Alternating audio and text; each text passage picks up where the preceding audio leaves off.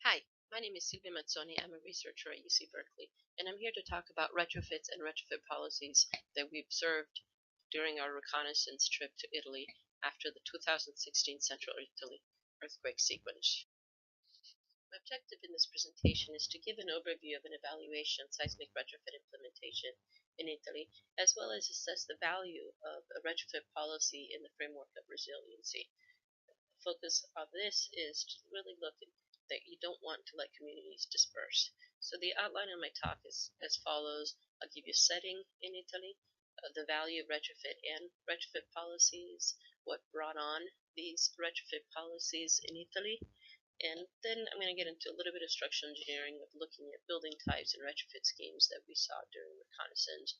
And I'm going to finish with talking about the SismaBonus, which is the most recent effort of retrofit policies in Italy. Italy has a fascinating long and short history in both earthquakes and politics. It was not unified until 1861. So as much as you see here that there have been repeated earthquakes in specific regions and other regions in Italy, it wasn't until 150 years ago that we have a unified country that could even establish a unified seismic design and retrofit policy.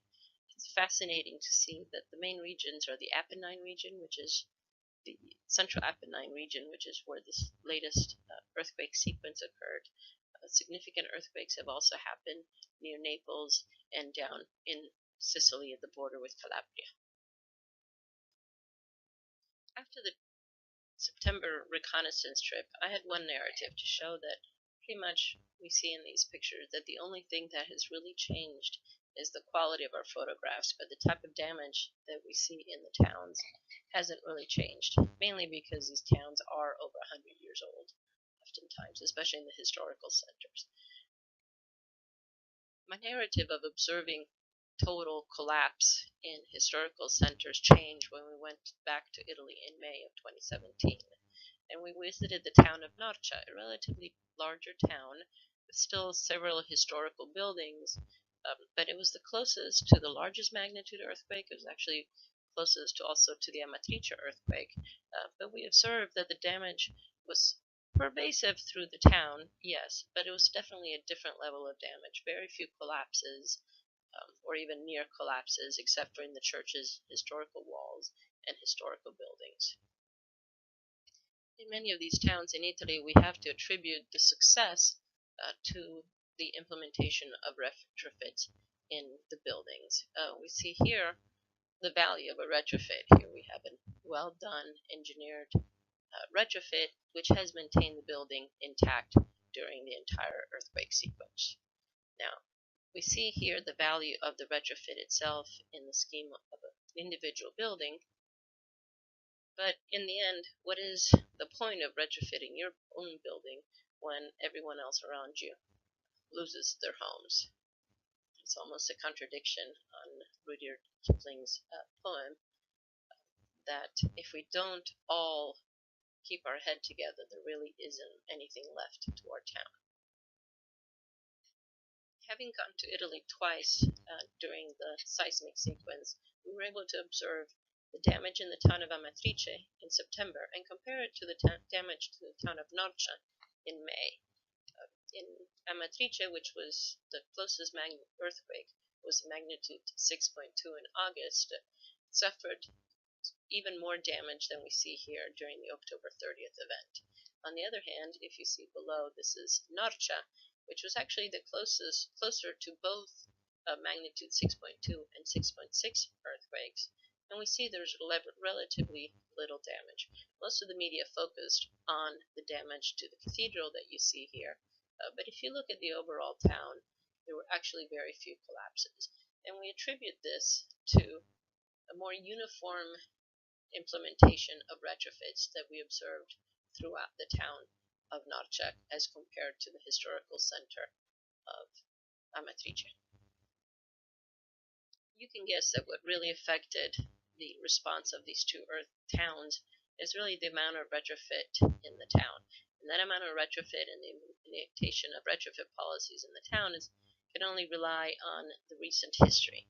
And as you can see here in this graphic on the left, we have Amatrice, and there was a very quiet period before the 1900s, which is pretty much when most of these buildings were built. Why were they built then? Because this was following a larger sequence of significant damage to the town in the late 1600s and early 1700s. Typically of Italy and most regions, after there's a significant damage to a town, it gets rebuilt.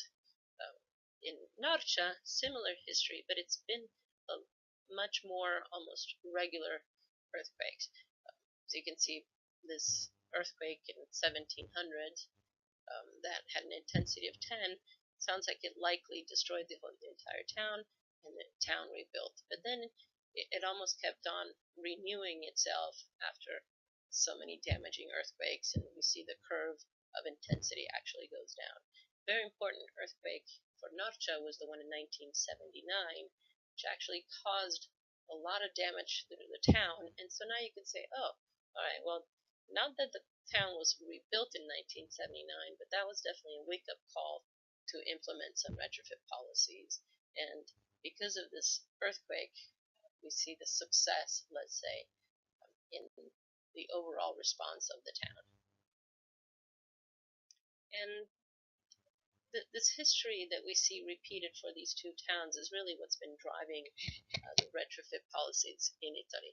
Before the 1900s, as I said, Italy was not a unified country, so there were definitely strengthening and design policies, but they were localized to these regions and towns themselves. The 1960s is really the beginning of modern codes, just as it is here in California. But the most important date for more than design codes, but really of implementing earthquake policy, retrofit policy, was the magnitude 6 2002 earthquake in Molise. Not a large earthquake with not significant damage, but the school collapse in San Giuliano, which killed an entire class of 27 children plus one teacher, really, and this was the dawn of social media. It really resonated across the entire country that something had to be done. In the town, a whole generation is gone because of that entire first grade class. So you'll see it that they talk about the 1996 children being gone from that town. This was an earthquake in an area of what was considered low seismicity, and the building had actually been strengthened in recent times, but the construction was poor. So two things were key because of this event. One is we needed new seismic zones on maps in Italy, and something needed to be done about schools to keep children safe. So in 2003, there was a national update to the seismic zonation maps, and actually a government ordinance was established that required the assessment of the vulnerability of critical structures such as schools and hospitals, and of the infrastructure within 5 years. It provided funding for strengthening as well as guidelines on evaluation and strengthening techniques. But it was relatively mandatory, but as you know, things in Italy can get postponed. But there's definitely been a movement towards implementation of strengthening in both schools and hospitals. In 2008, a performance-based design approach was introduced in the building code, which was actually European standard. So now you can almost assume and expect modern construction to be earthquake resistant, but building inventory is different, and most of the building inventory is over 100 years old. The 2016 Central Italy sequence that we're talking about here, which lasted 6 months, had a significant impact on the perception of seismic safety and especially vulnerability in Italy. And that prompted a program by the government called SismaBonus, which is a tax incentive finally for the private sector, because the government was just spending too much time and money in evaluating and pretty much cleaning up the damage from this earthquake.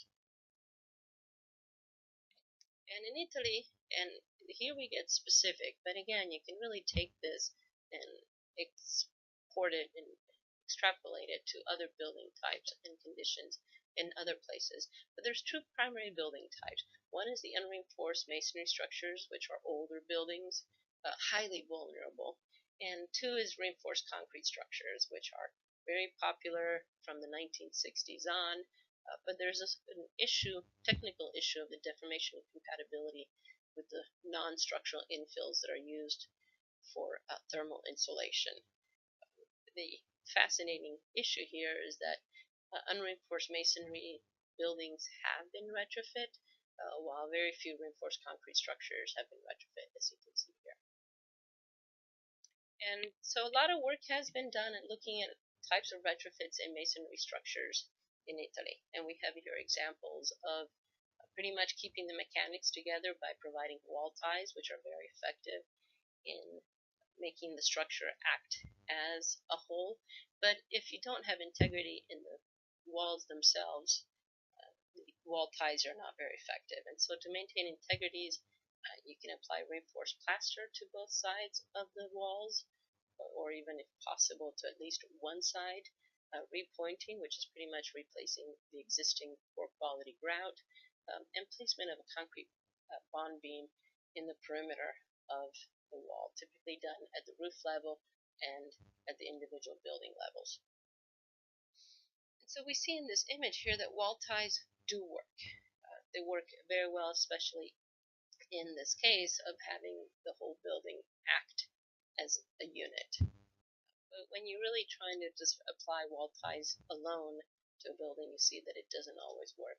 You may have a total collapse, or at least losing integrity of the building itself. You see here on the bottom left image, though, if you combine these wall ties with a ring beam, definitely you have improved seismic response. Concrete beams is something that's been criticized from this last earthquakes.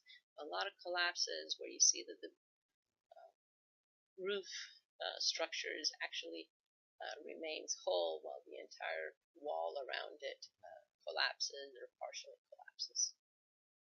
Repointing is becoming very popular, and it works, but I do think that it needs to be combined with improving the structural integrity of the building. As you can see in this picture, and the buildings on the left, in the left image, actually sustained all the earthquakes after September, while the building on the right, where you already see that not much has been done, eventually collapsed by May. Reinforced plaster is a fascinating method of actually maintaining the integrity, and you can see it here. You want to combine it with wall ties. The Hotel Seneca, which is in the historical center of Norcia, of course, had the resources to implement a well done retrofit throughout the building, where you have a combination of wall ties and plaster, and you keep the plaster as part of the architectural effects in the building. The building on the right, which is only a couple of blocks away, you see that the wall ties, even though they look more aged, are doing their work in keeping the building together. The lack of reinforced plaster shows the damage to the facade of the building. Reinforced concrete structures, as I said, are highly vulnerable to non-structural damage, and this image that you see on the left is very typical of what we observed in Norcia. Very little, if no, structural damage, but significant non-structural damage. There is a retrofit implemented for it. What you want to do is you want to minimize deformations. And so this image on the right is a retrofit that was done for schools where they provided bracing and passive dampers at the floors of this reinforced concrete structure. The main focus of seismic retrofit policies in Italy has been on critical structures such as hospitals and schools. Hospitals are key in these mountainous regions because they serve a wide radius, and what's typical of these hospital buildings or hospital centers is that there are many wings that are built at different times and different building methodologies. You see on the top right a collage of images from the hospital in Matrice, which had significant structural damage after the August 26th earthquake, and it was evacuated immediately and shut down, and it's out of service. And on the bottom left, you see images from the hospital of Amandola, which is farther away from the epicenters, but it actually had significant non-structural damage during the August 26th earthquake. Interestingly, it was to the reinforced concrete frames buildings, but if you see here on the left, we have the 1800 wing that actually had pretty much no damage. At the time, from the August event, it has non-structural damage, but it was actually had to be fully evacuated in November of 2016 because of additional damage. We didn't get to visit it, so I don't have images of that. The other important critical structures in Italy and everywhere are schools. And you see here an image on the top right of a school in Accumoli, which was more modern structure, placed just outside of the town. Again, it didn't collapse. You do see some roof damage, but if it's not part of an integral retrofit policy, there's no point in having a school building when the entire town is evacuated. The school in Amatrice, shown here on the bottom left, received a lot of media attention because it had been strengthened, it had been evaluated in accordance with the ordinance of 2003, but it had serious collapse in many of its different wings and a lot of structural and non-structural damage. So now it really highlights the value of quality strengthening. The school in Norcia, which is shown on the bottom right, which I already talked about, is a much more modern structure, and it was actually strengthened in 2012 with these dampers at every floor level, but it was closed because of non-structural damage only, and they're actually using alternate buildings at this point. So we see that both in hospitals and schools, a lot more work needs to be done to ensure that they do remain operational during and after an event. And so that brings us to looking at the private sector in Italy. And there's a new financial incentive that came out at the beginning of this year for homeowners to strengthen their buildings for both business buildings and residential areas. It's interesting, it's a tax deduction program where the percent of amount that you can deduct is depending on the level of improvements that are made, whether you improve by one risk classification for your building or two or more, and it depends on the type of evaluation and retrofit you do. The most important thing here is that there are date restrictions. This needs to be done by 2021, which hopefully will really get the private sector moving into reducing the cost to the government on damage to buildings and towns. It's a risk evaluation based on, must be actually done by a licensed engineer. You do a preliminary evaluation and you do design and implementation of a strengthening scheme. The classification is based on mean annual losses and actually doing a demand capacity risk ratio, and there's a simplified and a conventional method of analysis. So in summary and conclusion, because I had to go relatively quickly here, is, it's very important to keep in mind that in visual reconnaissance, it's always easier to see what didn't work than what did work. But we did see a lot of buildings, especially in Norcia, that had pretty much no visual damage from the outside. And we do know that retrofits do work when they're well designed and constructed, but we do need to look at strengthening implemented in an entire town and community if we want to really look at building resiliency into our community. At this point, I would like to acknowledge my appreciation of EERI and their leadership in organizing these EERI teams, but also in providing collaboration with the two centers in Europe, the EUCenter with the leadership of Guido Magenes and the ReLuis Center with the leadership of Angelo Massi. They organized our visits, being able to meet with engineers and people on the street, and they were vital in making sure that we were able to access all the restricted zones. I'd also like to acknowledge appreciation of Professor Stewart and the GEAR team and the support that they provided before our trip, since they had gone ahead of us and giving us a heads up of what to do and where to go, as well as all the collaboration that we have done since. So thank you for your attention.